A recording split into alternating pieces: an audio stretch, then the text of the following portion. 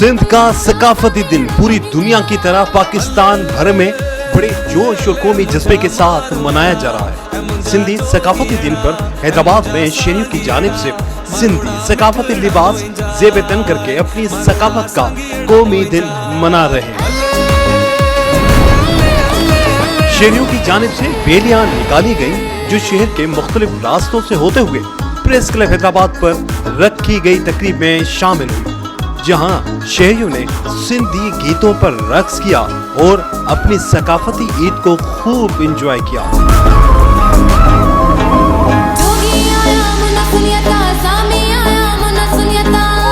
Press club Hyderabad पर रखी गई तकरीब में सिंध के मशहूर फनकारों ने अपने फन का मुजाहरा किया और सकाफती गीत गाए।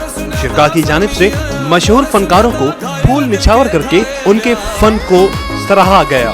कैमरामैन उमर हयात के साथ इमरान शलकियारी, धूम न्यूज़ 24/7 हैदराबाद।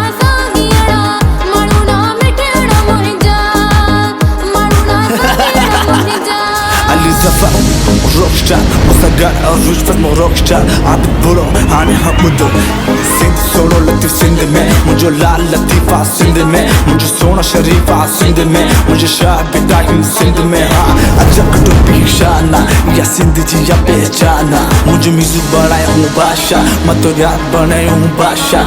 नचा नचा दिलदार का तेरी समा पंच यार, ऐसी वैसी न तू बात कर, मुझे से ना कोई मुलाकात कर। तू अठगा, तू अठगा, तू अठग